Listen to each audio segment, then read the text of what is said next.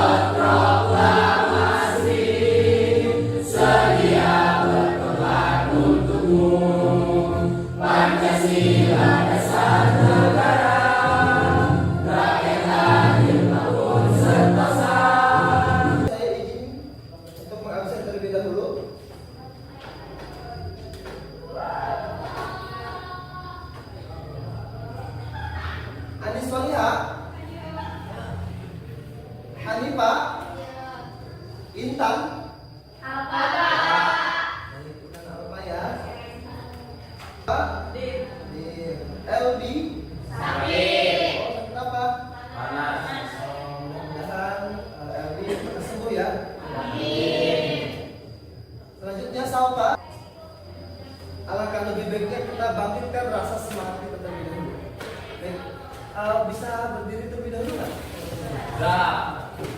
Kita breathing terlebih dahulu untuk kalian agar fokus ya.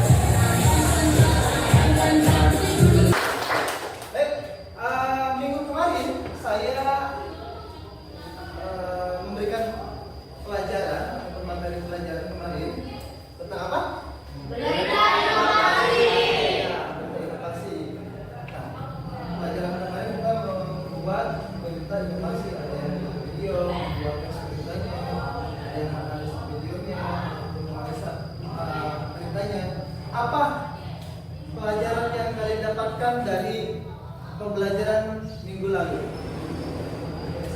Kalau saya pribadi Pak, saya mampu menjadikan teks berita dan menyampaikan berita yang faktual. Nah, mampu memberikan fakta faktual.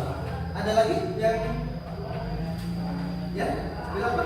Kalau saya ini saya mampu menulis dan berbicara tentang menyampaikan informasi dengan jelas kepada halayak banyak. Iya. Jadi dapat memberikan informasi kepada halayak orang banyak. Tapi yang fakta bukan yang hoax. Ada lagi yang bisa ini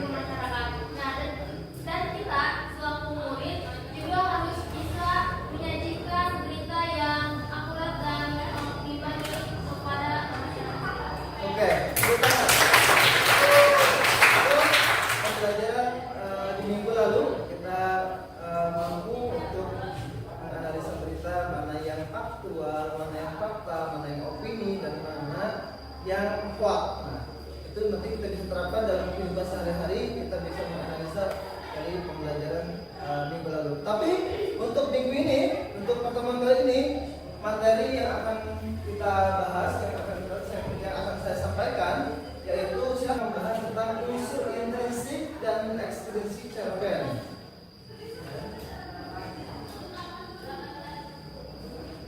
Ini tujuan pembelajaran kali ini agar siswa mampu menjelaskan unsur intrinsik cerpen, lalu mampu mengidentifikasi unsur intrinsik cerpen, mampu menganalisis unsur intrinsik dan unsur ekstrinsik pada cerpen. Jadi intinya kalian kali ini mampu saja untuk menjelaskan apa itu unsur intrinsik dan mampu menganalisisnya. Ya, bisa dipahami? Bisa. Sebelum kita mulai pembelajaran, kita ada kesepakatan kelas terlebih dahulu. Yang pertama, dilarang berisik saat guru menjelaskan. Siap bisa? Siap. Lalu ucapan kata-kata yang sopan dan santun saat berbicara. Yang ketiga, meminta izin ketika mau keluar kelas atau sertakan alasannya mau kemana. Sebelum kita lanjut ke unsur intrinsiknya, apa sih cerpen itu? Apa? Cerita pendek, Pak. Cerita pendek, iya boleh. Cerita pendek. Awak, apa cerpen itu? Cerita pendek yang kurang dari 10.000 kata. 10.000 kata. Ah iya, apa? Ini ada yang bisa nggak? Tulisan yang lebih singkat dibandingkan novel. Iya, penulisannya lebih singkat dibanding dengan novel, cerpen. Ada yang tahu unsur intrinsik cerpen? Pernah nggak belajar waktu SMP atau MTS? Unsur yang ada di dalam cerpen, unsur intrinsik dan unsur ekstrinsik. Pernah simak terlebih dahulu, saya akan tampilkan video tentang cerpen. Kalian simak, nanti ada pertanyaan setelah kalian menyimak video yang akan saya tayangkan di layar. Usia dari kelas 10 IPA 1. Nama saya Syakira. Aku adalah perempuan yang berusia 17 tahun. Ya, lebih tepatnya aku kelas 3 SMA sekarang. Aku adalah anak tunggal dari keluarga yang jauh dari kata berada. Meskipun begitu, aku adalah salah satu seseorang yang punya mimpi besar. Sudah disimak cerpennya? Apa saya tampilkan cerpennya lewat audio dan video visual karena agar kalian meminimalisir waktu serta juga agar cepat tangkap daripada kira-kira menurut pendapat kalian tokoh si Natasha ini gimana sih? Pekerja keras. Wah, tokohnya gimana? Tokoh dalam cerita ini karakternya? Pantang menyerah. Ya. Kira-kira amanat apa yang disampaikan dari cerpen ini? Ayo. Amanatnya apa? Sekecil apapun usaha yang kita lakukan saat ini, kita harus yakin bahwa itu akan menjadi modal kesuksesan kita di masa depan. Luar biasa. Apapun usaha kita dan musuh-musuh dalam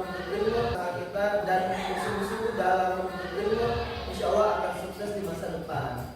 Dan ini dibuktikan dari sebuah cerpen ini bahwa gigi ini pengertian cerpen betul yang di awal tadi saya tanyakan di informatik bahwa cerpen merupakan cerita pendek dan salah satu karya sastra yang berbentuk prosa fiksi. Dan cerpen biasanya dibaca sekali dulu karena kurang dari 10.000 kata. Ini ciri-cirinya. Kalau mau dicatat silahkan catat terlebih dulu. Ini ciri-cirinya tidak lebih dari 10.000 kata. Membaca cerpen itu biasanya hanya waktu 10 menit dan 30 menit saja. Dan tidak seperti novel. Kalau novel kan kalian bisa berhari-hari ya. Tapi kalau cerpen ini hanya sekitaran 10 atau 30 menit beres lah ya, membaca cerpen. Ceritanya biasanya bersifat fiktif. Apa fiktif sih? Fiksi hayalan. Unsur intrinsik cerpen. Kalau unsur intrinsik cerpen ada apa?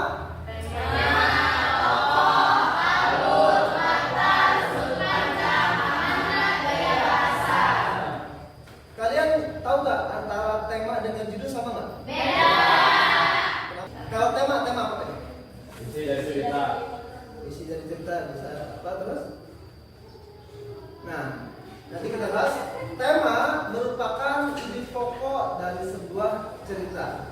Ingat, tema adalah ide pokok. Contoh misalkan kalau kita baca novelnya atau baca cerpennya tentang si Baling Kundang, maka temanya apa? Nah, ceritanya itu berarti anak durhaka. Maka judul dengan tema berbeda. Kalau judulnya si Baling Kundang berarti temanya ataupun inti daripada sebuah ceritanya yaitu tentang si anak durhaka. Ada lagi nih, misalkan kita baca novel, kita baca cerpennya tentang Laskar Pelangi. Kira-kira temanya yang kalian dapat apa? Yang dibayangkan itu? Persahabatan, perjuangan. Nah, temanya bisa persahabatan, bisa perjuangan. Itu beda tema dengan judul. Maka bedakan antara tema dengan judul. Kayak tema adalah ide atau gagasan yang melatar belakangi sebuah cerita. Ide. Kalau kalian mau menulis cerpen, itu dimulai dari menentukan tema dulu. Saya temanya ini mau persahabatan, mau kekeluargaan atau percintaan, kisahnya seperti apa? Itu dimulai dari membuat tema terlebih dahulu. Dibuat temanya, kayaknya saya membuat cerpen ini enaknya tentang persahabatan deh. Boleh. Berarti tetap bedanya tokoh dengan penokohan. Nah, bisa dikatakan tokoh itu seorangnya, tapi kalau misalkan penokohan adalah karakternya, gitu kan? Nah, ada pengelompokan 3 jenis daripada tokoh. Pertama, tokoh protagonis. Apa tokoh protagonis? Biasanya berkarakter apa? Baik. Ada tokoh antagonis. Iya, tentang terus. Ada cerita bawang putih, bawang merah. Ada tokoh yang namanya antagonis, tokoh. Jadi pentokohan itu menggambarkan watak karakter ya, karakter seseorang. Nah ini ada contoh daripada kita cara menentukan, kan kita mau menganalisa cerpen ini. Ini ada latar bang, ada latar wah, ada latar suah. Nah, kalau latar tempat menunjukkan tempat di mana, misalkan di kelas, sekolah, di rumah, di hutan, itu menunjukkan tempat. Atau kalau misalkan latar waktu menunjukkan waktu sore hari, malam hari, ataupun siang hari, ataupun menunjukkan waktu itu apa, bukan? Terus ada juga latar suasana. Nah ini kalau latar suasana, kadang latar suasana itu sedih, gembira, terharu, terus menyedihkan, tragis, ataupun menegangkan, gitu kan? Kecewa, kecewa daripada latar suasana tadi.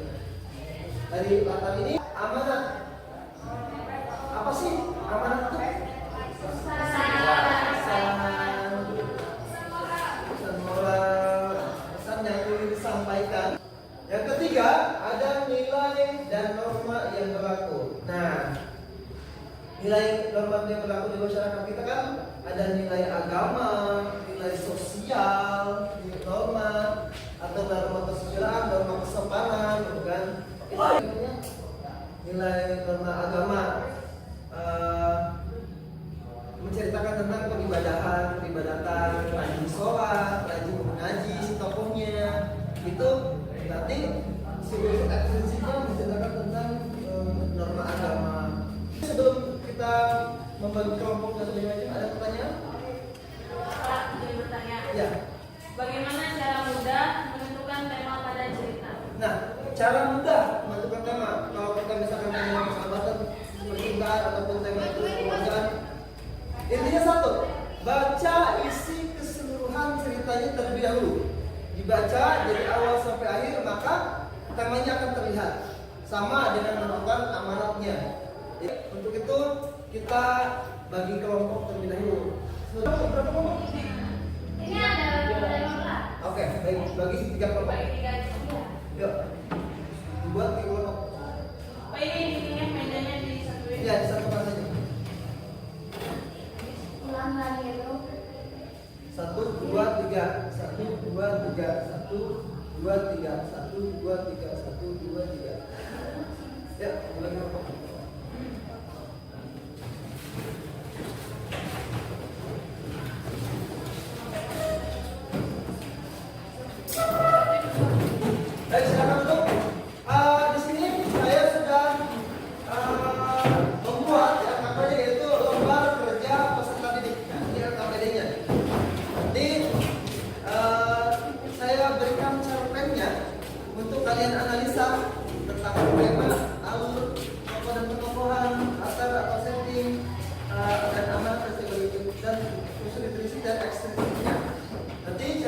membaca terlebih dahulu, teman-teman bertunjukkan unsur intuisi dan ekspresi.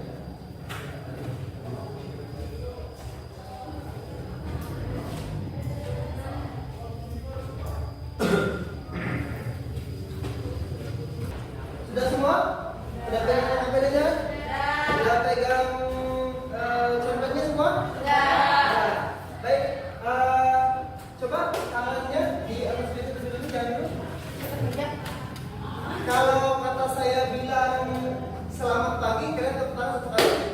Kalau selamat siang, tepuk tangan 2 kali.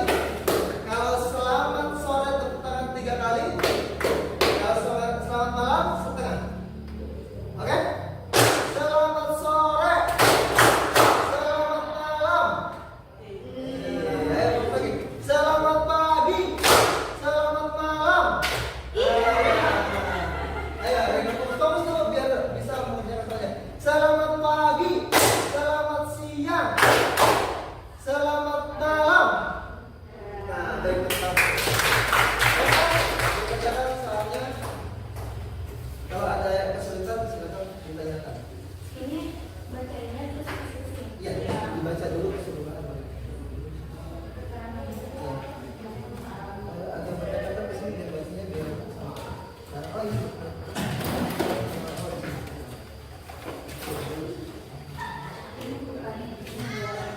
Iya.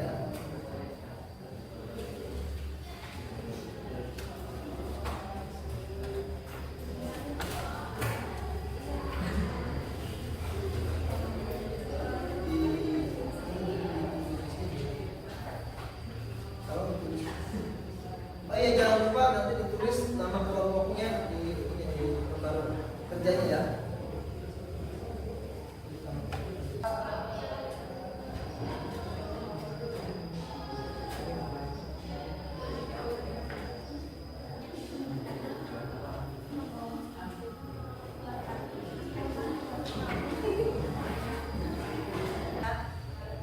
Baik, assalamualaikum warahmatullahi wabarakatuh. Waalaikumsalam warahmatullahi wabarakatuh. Dari cerita pendek yang berjudul Detik Hujan ini, kami mendapatkan tema tentang persahabatan yang dengan tokohnya itu Bimo, Andre Dular, dan Tiara. Itu penempatannya aku atau Bimo yang sangat sayang dan bahagia terhadap sahabat. Terus Andre itu pintar, baik, ceria, nakal, dan juga tertutup. Tiara itu baik. Nah, di sini juga kami mendapatkan latar, waktu, tempat, dan suasana. Waktunya itu sore hari, tempatnya itu halte. Ada latar waktu yaitu sore hari, latar tempat halte bus, sekolah, dan kampus.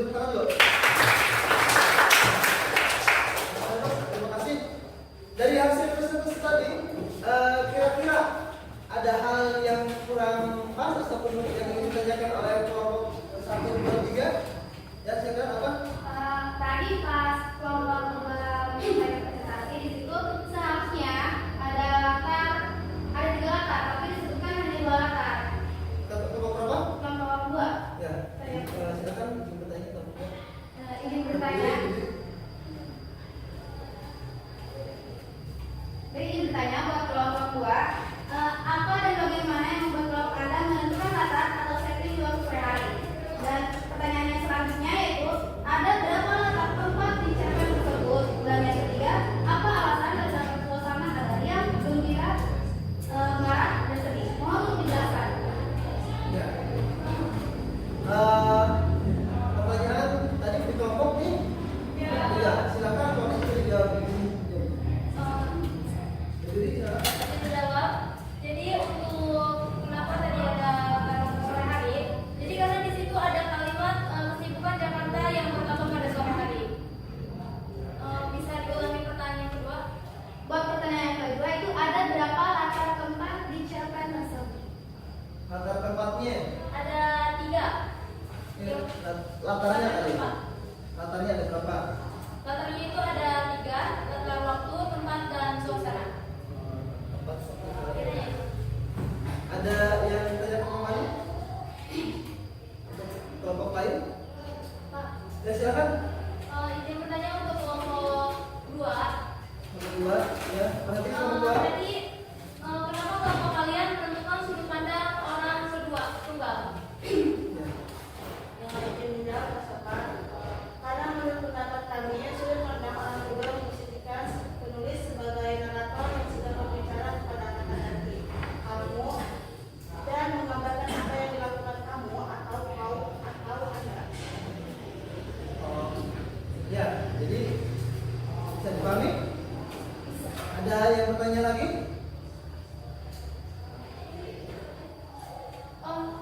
Izin untuk kelompok 2 tadi mohon maaf ya, bukannya dalam cerita tadi menggunakan sudut pandang orang pertama atau bukan? Izin menjawab ya. Jadi jelas ini adalah sudut pandang orang kedua, karena dalam sudut pandang orang kedua pembaca diperlakukan sebagai pelaku utama sehingga merasa dekat dengan cerita karena seolah menjadi tokoh utama.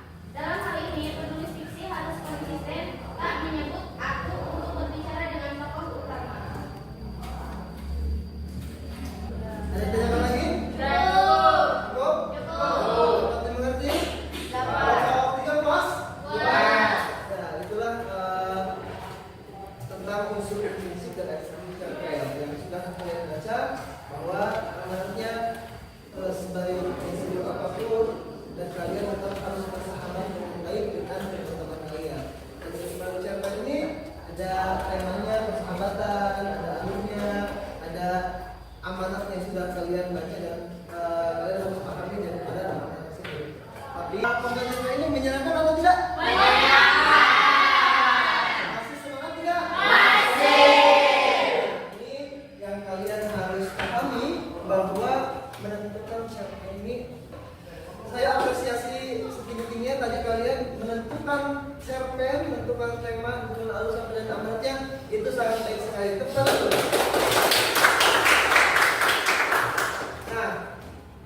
Dari semua yang telah kalian pelajari, kalian pahami, dan kalian tangkap dari sebuah cerpen tadi, kita harus mengambil kesimpulannya, harus mengambil daripada intisari dari sebuah pelajaran ini. Tapi menurut pendapat kalian, apa sih yang sekiranya kalian dapatkan dari pembelajaran pertemuan kali ini, yang kalian pahami apa sih kira-kira? Ya, silakan. Dari materi tadi saya bisa mengetahui dengan mudah tentang unsur-unsur intrinsik dan ekstrinsik, dan saya juga bisa mengetahui apa saja yang ada di dalam unsur intrinsik itu. Nah, ya dapat mengetahui minimal kalian paham unsur-unsur yang terdalam dalam intrinsik dan unsur yang di dalam unsur ekstrinsiknya, agar ketika menentukan sebuah cerpen nanti kan ada lagi nggak yang memberikan tanggapan yang apa? Dapat meningkatkan literasi. Ya, literasi apa ya? Literasi yang bisa menyampaikan ulang tentang cerita pendek tadi yang kami amati, terus bisa menyimpulkan dari cerita pendek tersebut amanatnya apa, tokohnya siapa, terus tokohnya siapa.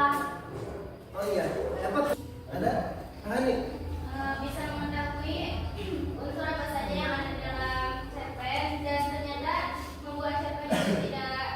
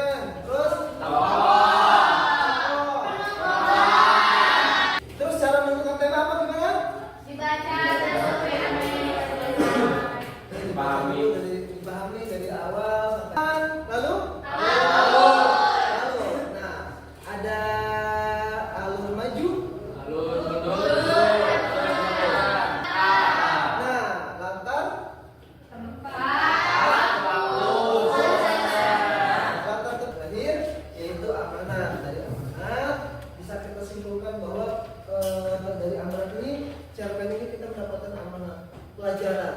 Ya. Sudah? Ada 3 Iya. Oke. Apa namanya? latar belakang. Yang belakang udah dipahami? Udah Pak. Dipahami siap? Berdoa di akhir pelajaran. Silakan doa dipimpin oleh KM. Baik, sebelum keluar, marilah kita berdoa dimulai.